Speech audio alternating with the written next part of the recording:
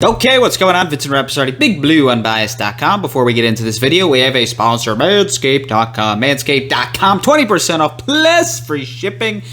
Promo code BBU as in Big Blue Unbiased, the Lawnmower 4.0. Remember that thing came out not too long ago. Pretty cool tool. If you don't want something for downstairs, there's other tools as well that they got. They got face razors, they got the weed whacker, they got a bunch of different creams and all this other kind of cool stuff. Manscaped.com, promo code BBU, you get 20% off and you get free shipping. Okay, so the 53-man roster is out for the New York Giants. Some interesting moves. I'll start off with David Sills because I know a lot of Giants fans really wanted David Sills to make the team, and I feel like it's usually kind of the wide receiver, definitely kind of a wide receiver thing. I think a lot of fans get hyped up about those kind of guys making the team. The big one that I remember in recent history was Corey Washington, when Corey Washington had that great preseason and fans just fell in love with him. Obviously, we know Victor Cruz and his amazing preseason 3-touchdown game against the Jets. I don't know, something about wide receivers. Maybe there's other wide receivers in the recent past that I'm missing on, but it always feels like there's always a wide receiver that fans really fall in love with and really want to make the team. And I guess because it's a flashy position and it's one that really sticks out.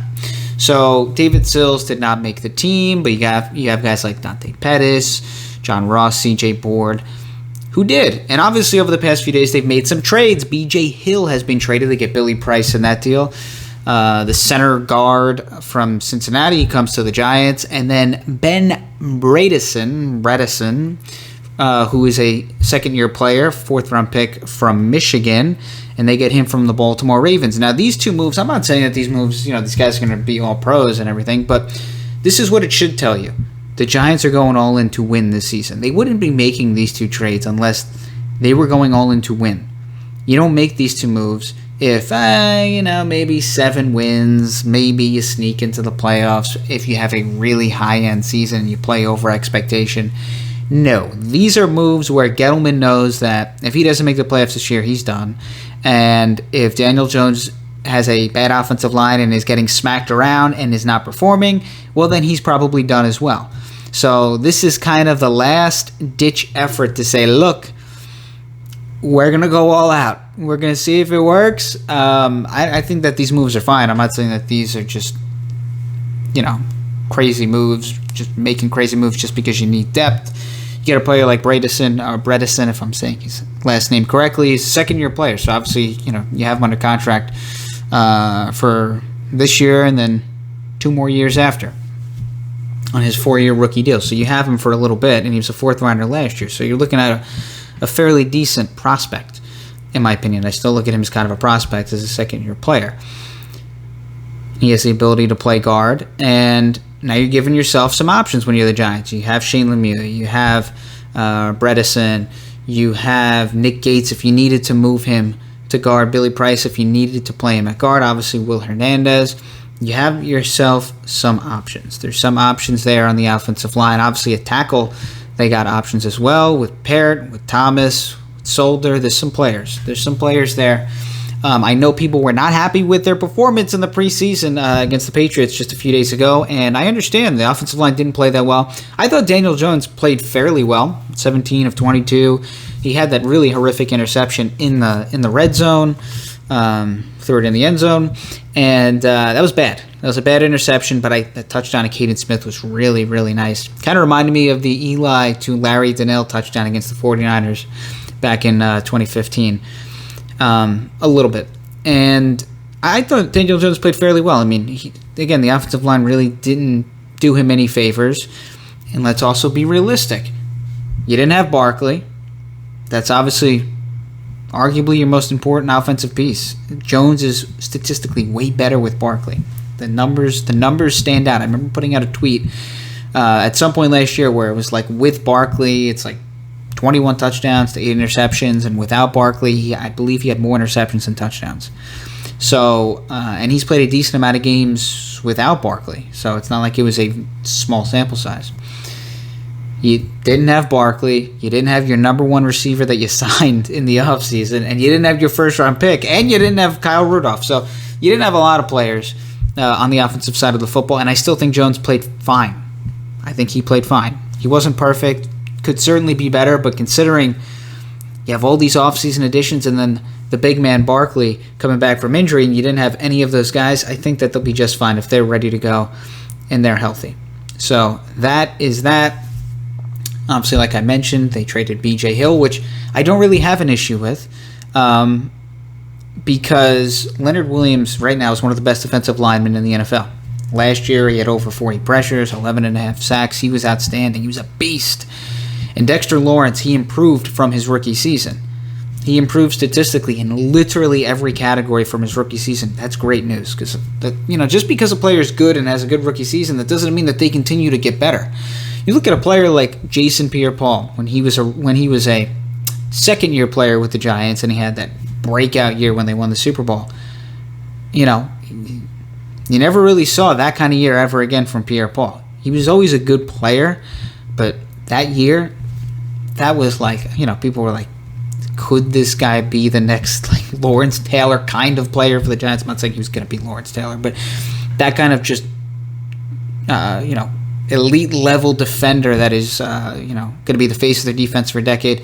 And, JPP was a good player, but I don't think he was ever that 2011 version of himself. He had 16.5 sacks or whatever it was, and he was a beast that season. So back to Dexter Lawrence. Rookie year, he was productive, and then he improved on literally every category last year. And I've heard good things. I've seen some good things during camp. I think he's going to take another step. You're going to look at a really nice duo between Leonard Williams and Dexter Lawrence. Obviously, Danny Shelton's on the roster. Raymond Johnson, the undrafted rookie. Austin Johnson as well. So I think they'll be just fine on the defensive line. Afadi Adedobo did not make the team. That's interesting. Obviously, they have a rookie in Azeez Ojulari. I think that they want to give legitimate snaps. Lorenzo Carter, Oshane Ximines. You have Trent Harris, who made the team. You have some interesting pieces. In that linebacking unit, edge rushing unit. Carter Coughlin playing more of a middle linebacker kind of role, inside linebacker role now. Reggie Ragland made the team. So some interesting moves, some changes here. You look at their secondary. Rodarius Williams had a really nice game, had 4 tackles against the Patriots. He was targeted 3 times. I believe he forced 2 incompletions according to Pro Football Focus. Really nice young rookie. Now, are you expecting this guy to start a bunch of games? You hope not, because that means that Adoree Jackson, James Bradbury are probably hurt. But man, you have a rookie who you didn't really expect to do much, and now all of a sudden he's like, okay, you got something there. Maybe you got something. Maybe you have a guy that you can, if you need to start here or there, even as a rookie, you would feel okay with. You would feel comfortable with. Not that he's going to dominate, but as a good depth piece. I know maybe people think he's going to break out and he's going to be this all-pro player, and he's definitely showed some good signs, but in his rookie season, all you're hoping is if you can plug him in here or there, if you need him here or there, that you can just count on him just to get the job done. Nothing too crazy. Sam Beal made the team. That's kind of an interesting pick there. I never really liked the Sam Beal supplemental thing. I was never a huge fan of that, but understandable. I think the Giants want to give Sam Beal one last shot. Obviously, he didn't play last year with COVID. So that's really that in terms of the way that their roster shakes up. Not too many big surprises. I did think Adedobo, I'm a little bit surprised there. But nothing too crazy. David Sills, I know a lot of Giants fans love David Sills, and I kind of thought he should have made the team as well. But you never know. Maybe he'll return in some capacity. We'll have to see. He was waived. Maybe he can find his way into the Giants practice squad if no one else goes out and snags him. So we'll see. So that's kind of my reaction of the 53-man roster. The big takeaways are these 2 trades. They know that this is it. And I think we all kind of understand it at this point. Gettleman knows. The Giants know, like, this is it. You don't make these trades unless you're really willing to go all out. You're willing to go all out and win this season. They got to make the postseason. I mean, Gettleman is in what, year 4? Daniel Jones is in year 3. If you're not making the postseason at this point in either of those stages of their Giants career, then they're going to be in trouble, and rightfully so. You know, I don't want to say I've been a supporter, and I try to just remain as realistic as possible, depending on the situation. I've been fairly patient with the Giants because I understand they've made a lot of moves where they're really trying to build for the long term, build a strong foundation here. But there's really no excuse at this point. They got to win this year.